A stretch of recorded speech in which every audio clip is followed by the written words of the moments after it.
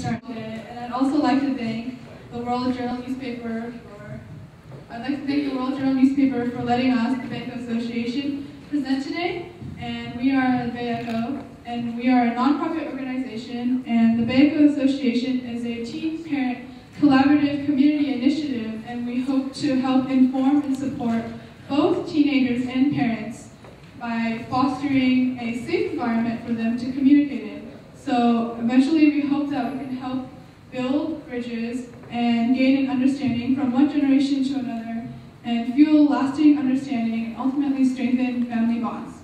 So let me officially introduce myself. My name is Jennifer Jin. I'm a senior at Sertica High School, and I'm also the co-president of Bayecho. And this is the rest of the team, and they will introduce themselves. Hi, I'm Victor, and I'm a junior at Brook.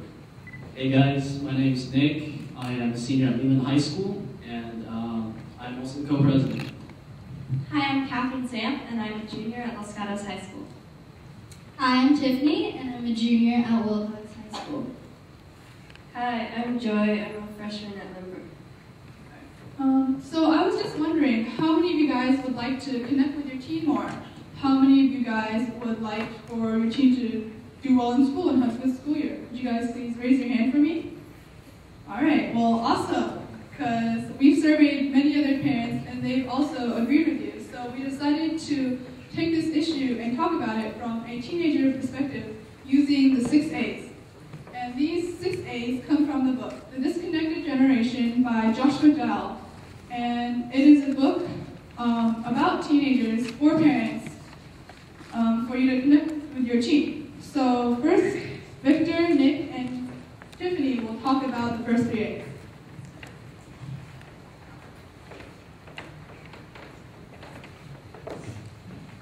Alright, so the first A is acceptance. Acceptance is when parents accept their teens for who they really are. Often, parents will try to see their teens as who they want them to be, but not who they really are. And that's not that healthy for the teen. By accepting their teens for who they actually are, parents can give them a sense of security. Teens are reassured when they realize that their parents will love them no matter what they do. Yeah, so last week on Friday, I had a test in biology. I studied really hard for it all week. But when the test finally rolled around on Friday, I didn't recognize many of the things on the test. When the teacher handed back the test on Monday, I was devastated to see that I got a D on it. I was really, really scared to tell my parents. But when I finally told them, they comforted me and told me that it was okay and that they still loved me. And this made me feel good because I knew that a bad grade didn't make them love me any less. You know what? I know exactly what you mean. You know, as a senior, choosing a college to apply to is pretty hard. But choosing a career path to adhere to and to study for is even harder. So both my parents work as in the private sector. One of them is an engineer, and one of them is an accountant. Now, they want me to work in the private sector as well, either as an engineer or a doctor. But, you know, I don't feel like I want to do that. I feel like I would do better as a epidemiologist who studies diseases, or as a public policymaker, you know, to work for a local government, or for, you know, maybe the U.S. federal government. But just by going against my parents' wishes, they were pretty upset with me. You know, there was a lot of fighting and there was a lot of, you know, yelling. And, you know, eventually through those, you know, arguments, my parents finally realized that I was really passionate about, you know, becoming an epidemiologist, working for a local government instead of working for the private sector. So they came to terms with me, and they accepted that I was really passionate about it. And that acceptance made me feel, you know, really good. It made me feel like I was being supported, and I feel a lot more secure in my decision to, you know, choose to work in the public sphere. And that brings us to our second A. The second A is affirmation.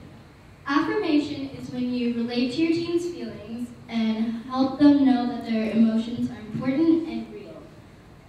Affirmation gives people a sense of confidence and authenticity. This helps your teen to trust you because they know that you see them as a person. So, you know, once again, I feel like I have a really good example of that, you know, affirmation as well. Growing up in San Jose, there are a lot more people who are, unfortunately, a little bit more intelligent than I am. They're a lot more proactive. So they go out there and they win science competitions, they win championships athletically. And one shining example is, my friend who, placed pretty high in the local science fair. And he actually got the chance to intern for several postdoctoral doctorate degree students at a pretty prestigious college. And so, for me, I wasn't able to do that because, I'm not as intelligent, I'm not as proactive, but I find myself looking to help the community. Like right now, I'm speaking at this event, but I won't get as recognized. But the thing is that my parents are always there for me to affirm my feelings and my, in the highest points, for my highest points and the lowest points. For example, when I get a good grade, they're really happy, and when I get a bad grade, they're pretty upset as well. But the thing is for that is that not only are they, sharing my emotions, they're also helping me through those tough times. There was this one time in middle school where I had a pretty bad grade in a class because I had failed several tests, and my parents were upset, and I was upset too. So I worked really hard. And my parents were there beside me the entire time. They were pushing me to do better. And, of course, I didn't really like it at first, but, I knew that they were trying to get me, they wanted me to be happy. So when I actually got my final grade back and I got an A, they were as happy as I was. They were really, really happy. And, I'm glad that they affirmed my, emotions because I knew that that was what I was supposed to feel during that time. Yeah, just about a week ago, I got my permit, and the first night after my driving lesson, I decided to drive home with my mom. So that was actually a pretty bad drive. When I first got out of the parking spot, I turned on the engine, but I didn't turn it on completely. So the drive thing wouldn't work. So when I let go of the brake, I started going backwards instead of forwards because we were parked on a slope. When I was driving around in the parking lot, I overturned a bit, and I almost hit a car with my mirror. And so needless to say, I was really shaky by the time we got on the road, and I made quite a few mistakes on the road. For example, I didn't check my blind spots when I was changing lanes, so I'm not that great of a driver. But then, when we got home safely, my mom, she told me, she was like, you're actually pretty good for a first-timer. She told me how I maintained a good distance between me and the car in front of me, and how I would signal at the right times. So that really encouraged me, and it gave me a lot of confidence to drive again. And I think I'm a better driver. Right, so that brings us to the third A, which is appreciation. Now, appreciation gives everybody, whether it's teens or parents, the sense of significance. As Plato, an ancient Greek philosopher, once said, that giving appreciation and love to another will help them grow proactively, and in the absence will somehow stunt their growth. So when you give acceptance to anybody, they will feel like they are more than acquaintances, that they are either friends or even better, family. My parents almost never thank me for doing my chores. This makes me feel unappreciated because I feel like they look upon me doing my chores as more of a job than something I'm doing for them. I really wish that they would thank me more for doing my chores because I put a lot of effort into them. Even though it's a small thing to say, hey, thanks, Tiff, after I do my chores, it would honestly mean a lot to me. But I do understand that appreciation goes both ways. And maybe if I appreciate what they do more, then they would appreciate what I do more. Yeah, I know what you mean. A long time ago, there was this one day when my mom was kind of sick, so I decided to make breakfast for her. It wasn't anything special, just some scrambled eggs and some toast. Must have taken 5 minutes to make. But when I gave it to her, I could see that she was so happy, and she told me, she was like, she said it in Chinese, she was like, "Oh, Victor, that's really nice of you to do. Thank you." And I felt really appreciated and really loved, even though it was such like a small thing to do. Well, let's thank Victor, Tiffany, and Victor Tiffany, sorry, for talking about the first 3 A's.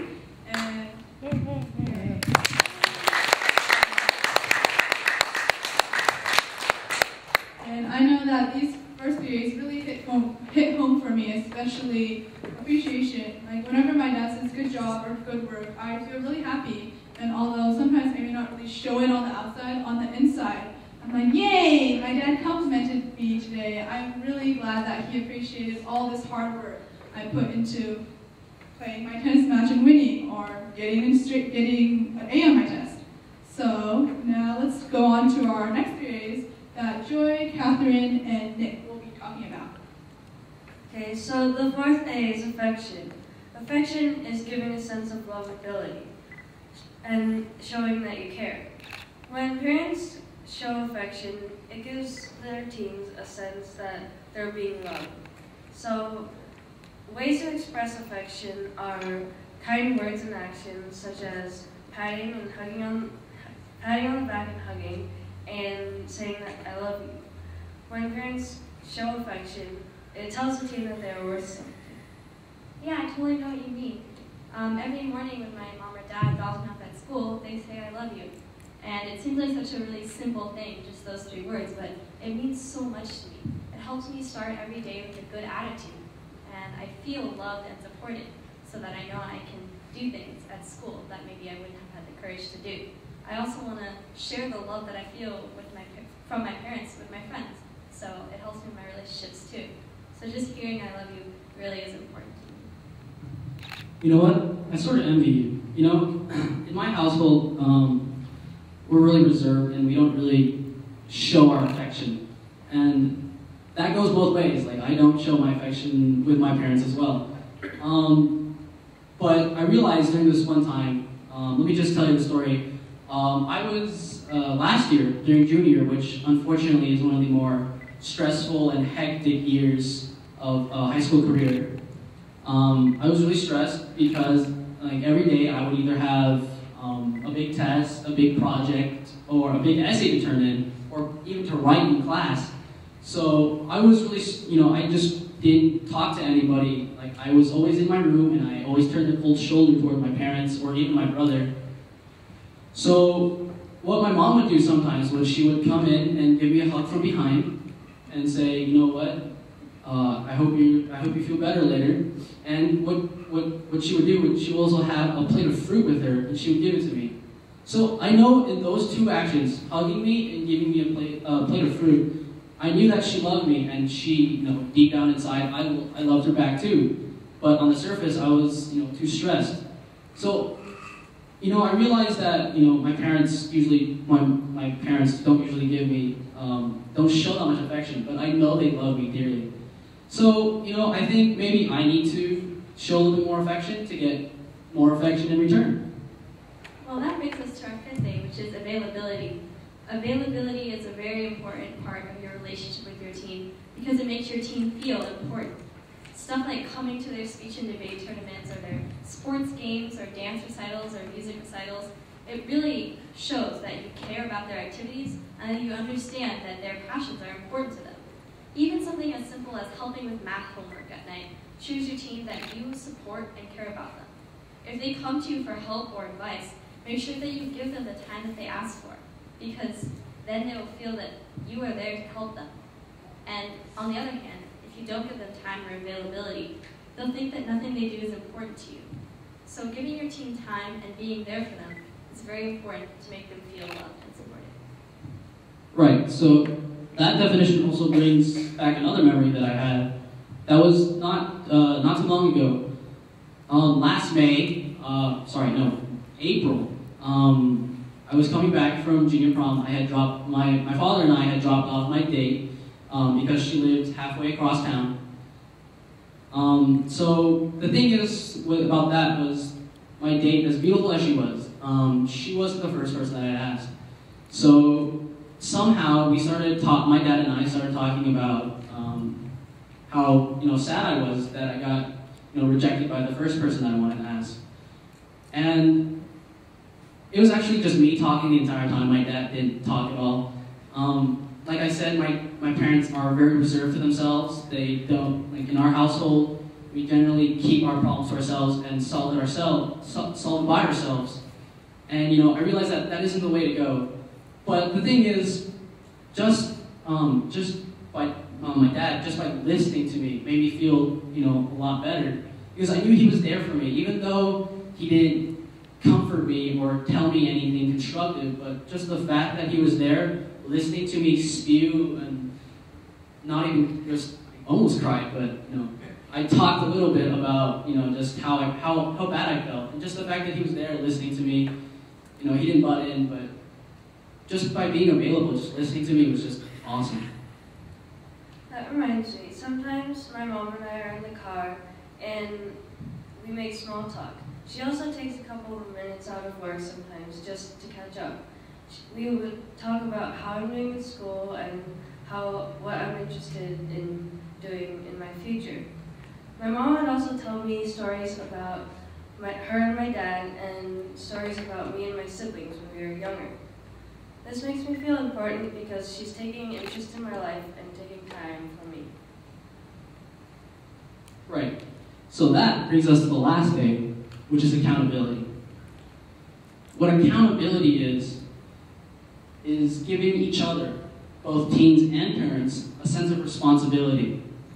So accountability is essentially the counterweight to the other 5 A's. Think of it as both sides must show the other 5 A's, but they also must have accountability to the other side. So that means you have to build a trust with each other on both sides. And so you don't practice the other 5 A's. The other 5 A's become a habit, and eventually accountability will also become one. Okay, so sometimes my parents go out for dinner and they let me and my brother stay home and trust us that we can do our homework and eat dinner without them having to call us and nagging us to do so. If we didn't have any money or nothing to cook at home, then my parents would give us money so that we could spend it somewhere and buy food, and they wouldn't have to worry that we spend it on something else. This helps us know that we are trusted and that they can trust us with other things later on. Yeah, I have a similar experience. Really soon I'm going to be getting my driver's license. And so my parents and I have already worked out rules about when I can use it. I'm going to have a lot more freedom, like being able to visit my friends or go to the mall after school or on weekends by myself. So one of the rules is that I have to finish all my homework before I can go out, and that I have to be back by 9 p.m. on school nights or 11 p.m. on regular nights. And because my parents and I came to these rules respectfully together, I really want to honor them. I know that my parents trust me and respect me, that I'm going to do the right thing, but they also care about my safety, so they want me to have rules so that I don't abuse my privileges. All right, so let's thank Joy, Catherine, and Nick for talking about the final 3 A's. And we hope that we have given you some good ideas and some good examples of how to connect with your team and how to build a closer relationship with them. Having a good relationship with them is very important because you can be a positive influence on your team and they can do well in school. So for a great school year, please show them some unconditional love and spend some quality time with them using acceptance, affirmation, appreciation, affection, availability. And remember, always be accountable to yourselves and to each other. Thank you.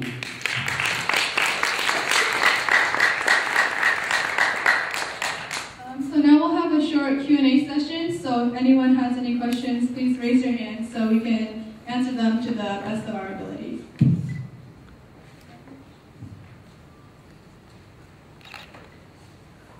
Yes.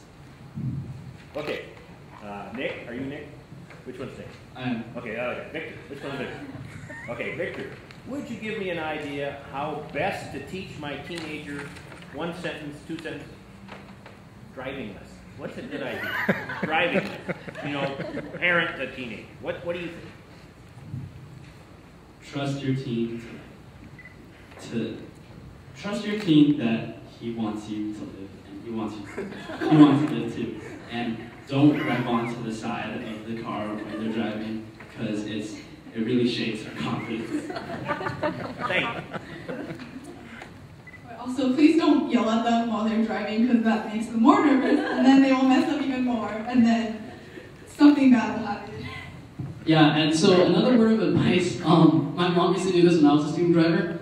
She would, so on the other side, she would like pretend to brake, it's like subconsciously she would like put her foot forward and like step on the brake pedal, and I was like, oh, do I need a brake here, or like, I don't know. So, I mean, I think definitely you need to be, give a lot of verbal advice. Don't like if you show signs of grabbing more physical, like there's no verbal communication. A lot of the student drivers, they don't know what you're talking about, and they might, or like what you're hinting at, and so it might get a little bit confusing. So yeah. Yeah. Oh, sorry. I'll get to you afterwards. Okay. So if a parent asks a teen to do something that she or he is scared, and what does the parent should do? The parent thinks, let's say like wall climbing or some new experience that the teen is initially feels scared, but actually it's good for them. And what do you think? I think the number one thing is to be supportive, and if they're scared, just like don't say, oh, there's nothing to be scared about, because obviously they think there is something to be scared about. So just maybe like accept that they're scared, but also give them enough motivation and like help them get over their fear, like in a supportive way. I think also with people who are scared, it's sort of like a fine line as to where you want to sort of like chide them into doing it, and whereas a lot of people, they find themselves yelling at the person who's scared, and that makes them even more scared to do so. So I think just gently pushing them forward, like one step at a time, really small steps. Yeah, I think that's the best course of action in my opinion. Great, thank you. Oh, yes. So my son is 16 and great. So typically when we talk, he's seldom talk. Just one word a year, how's school? Okay. So how do you open up the dialogue, the conversation? Any advice for the parents? Okay. So I actually learned about this over the summer because I had taken a leadership course. So what you want to do is, I know it's sort of hard because our first instinct to ask yes or no questions, but I think asking open-ended questions like beginning with the words how or what, like how did you feel about today's work, or like how today's learning, what did you learn today, or just I know it's like it won't magically open your teen up. But I think the more that you talk to him, the more that you ask open-ended questions, the more he will, respond to you in more in a little bit lengthier. And for myself, my parents usually talk to me. I know like a lot of them talk. My parents talk to me. Majority that we talk about colleges because I'm a senior. So I think sometimes talking about academics the entire time is a little bit, stressful. It's, something that we don't really want to talk about. But I think just asking an open-ended question about like how he felt about the day, what he learned during the day is definitely a good idea. I also think that it's important to every once in a while just say that you're there for them, or if you ever need someone to talk to, you'll be there and you won't judge them for anything, so they won't be scared to come to you. Because I know some parents, some teens are scared. So yeah. One more thing after what Nick said about that teens don't really want to talk about academics or colleges. a lot of times teens do want to talk about things that they're really interested in, like if they like a certain video game or maybe an activity that they're involved in at school. So maybe asking questions like if you notice that they're reading a certain book or playing a certain video game, asking them, oh, you know, why do you like it? What do you like about it? And then they'll talk to you about that as well.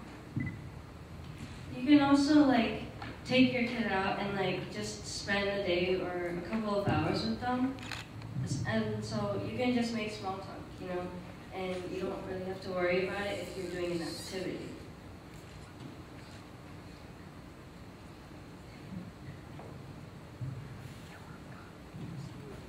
Oh, yeah. Yeah, in general, there is a stereotype about the Asian parents, specifically like Chinese parents. Okay. Example is like a kind of mom. So I know that I noticed most of you are from the Asian background. So I'd like to know that how do you feel about that from your personal experience? Do you feel lucky or unlucky to be born in this kind of family that want you to be doctors, lawyers, or engineers? For me personally, like my parents are very supportive about my hobbies. Like I'm interested in music, and they won't yell at me if I want to do something involved with music. They'll support me and tell me that I can do it. Okay, well, I mean, Sorry, I lost Okay, I'll go then. I don't really have a tiger mom because my mom is pretty, you know, appreciative and like she's a lot more open. But my dad is like a tiger dad, I guess, or something. But he's really old-fashioned. He's like, you know, really conservative. He likes things his way, and you know, he's really stubborn about it. And so the thing is, like, at times it gets really annoying. Like, you know, he's like, oh, you know, you gotta do your, like, cause like, I feel like I'm really academically inclined. Like, I know that when I'm doing bad, that I have to step up my game, and you know, study harder and work harder. And I know that happens that happened because my dad and my mom raised me at the same time. My mom was a lot more lenient, while my dad was really harsh. So I mean, I think at times you need to be harsh, a little bit harsher. But yeah, at times you also need to be a little bit more lenient, because I feel like what is happening now is that because a lot of parents are a lot harsher now, like teens get more rebellious, because it's just, I don't know why, it's just like the correlation where parents are really harsh and their teens start to rebel more, and they rebel, and then like you know, the fighting begins, and like it becomes a lot harder.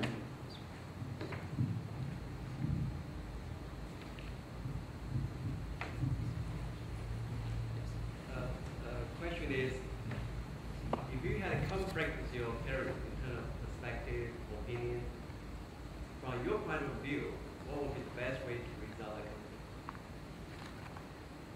How do you like to get a conflict resolved on your mind? I think one thing that's really important is that teenagers often feel like if there's a difference in opinions, maybe about like a certain, you know, political topic, or you know, just something like a big issue like that, that their parents are demanding that the children share the same opinion. So if you make it clear to your teen that you accept, like that they have a different opinion, they'll feel a lot better, and then they don't want to fight about it, because they just want to know that you will accept that like opinions are different. So maybe that they want to, that maybe the reason that there's a big conflict about a certain thing is that they feel like you don't accept that they have a different opinion on it.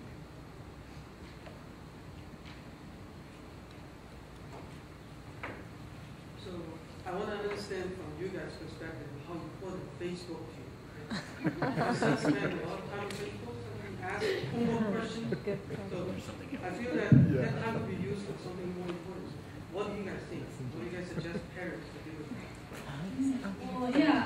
We're actually having a seminar at Limerick High School on October 23rd at 7 p.m. I think you got a flyer, yeah. And we'll basically be talking about social media, internet, and video games. But I guess the short answer for now is just that there's so much to do on the internet. Like not only Facebook, it's just like Facebook is a conglomeration of a lot of things you can do. Like there's games, and you can talk to your friends. So I guess this is the short answer. But another thing, to answer your question more specifically, in my personal opinion, I think Facebook is a good tool to get homework, assignments, like to ask for homework and everything. But like I don't know about everybody else, but what I do is I just leave Facebook open, and I just don't go on it because usually after a while there's nothing to view on it. Like you can talk to that like so many people for so many times. So I mean like I just ask people for questions, but like I just usually just like close. I just leave it open, but I minimize the tab. So I think Facebook is not essential, but it's a great tool. But I think that, like you said, a lot of kids, you know, they spend a lot of time on Facebook that could be spent otherwise. But I mean, you can't really. I think. I don't know. I feel like it's a double-edged sword because there's pros and cons to both sides of it. And also, don't threaten to like, you know, take it away or something, because that'll raise up a conflict, and then they'll get really mad at you, and so you'll have more conflicts with them to deal with.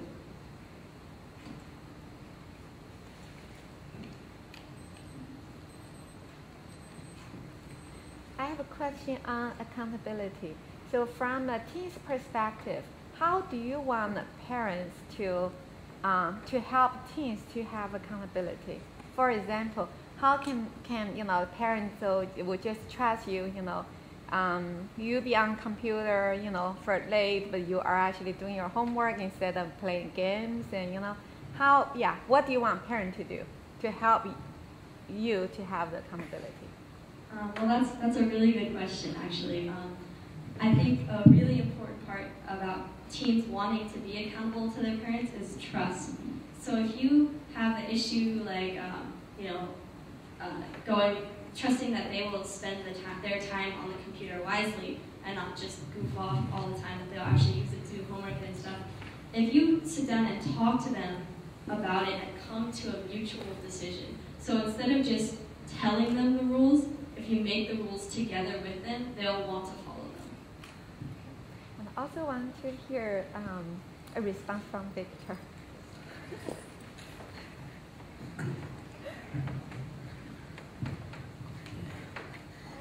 Well, I think you have a really good point. Like, you know, a lot of times. Repeat the question. Repeat the question. Can you repeat the question, please? We can repeat.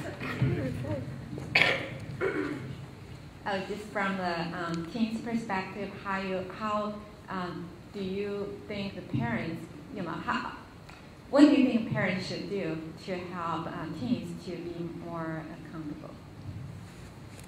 Well, first of all, you should just like, you know, there's a certain point where you just have to like trust your team, and like, for example, the example you brought up with like staying on the computer late to do homework, like trust me. I know you guys don't like it when you don't get enough sleep, and we don't like getting not enough sleep either. And so like, just trust that your team will be accountable to you.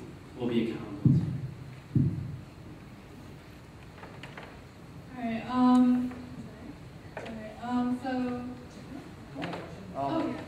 Like, if any of you can share with us if, for example, not all kids at your age think that you're invincible or you know it all, but if there's any one of you that feel that way, how do you suggest parents, you know, talk to you about, you know, when you should be put, you know, the parents are worried you may be in danger, you're making wrong decisions. If you do feel that way, I know not all kids feel like that. And that's invisibility and that you know everything. So, not open for suggestions or not open. Okay, so the question for anybody in the back was, like, if a teen feels like they know everything and then they're invincible, how as a parent, like, can you possibly, you know, cool their heads a little bit? I think for me, my experience is that, you know, like in school, a lot of people are really critical of each other. So like, I feel like a lot of the teens will possibly like beat each other down. Like, I know that sounds really bad, but I think, like, I know there's a lot of smart people, and you know, in my school, and you know, but the thing is, a lot of them, like, like you said, they're pretty hot-headed. They think they're smart, but I think along the way in high school, there will always be these times where they meet adversity, whether it's not, even if it's not, academically, it's probably like socially, when like they hang out with a lot of people. But I mean, in terms of a parent to do it, I think for you, I think for parents, I think it's just to remind them that you're only in adolescence. You don't know like how to survive in the real world. Like I know it's really grim to say that, but I think for me, I realized that when I was, I think like a freshman, I went back to China by myself, and I think it's just life experiences. You have to send them on like I don't want to say like send them on a special trip and they'll learn by themselves, but I think definitely experiencing like life outside of the Bay Area or outside of their comfort zone really brings them down, and it just tells them that they're not invincible, that they are just like, not to sound like mean, but they're sort of insignificant in the life of the world. Yeah, so that's what I think. Are there any more questions? All right. So thank you guys all for coming. As I said earlier, we have a presentation at Lynbrook High School on October 23rd at 7 p.m. in the auditorium, and we'll be talking about social media and the internet and video games. And please visit our website at www.bayecho.org. We'll post this seminar in a couple of days on our website, and we also have some past seminars on our website if you want to see them. And please don't forget to pick up a handout. I think many of you guys already got this, but this has a lot of the information on the seminar that we'll be having at Lynbrook. Thank you guys.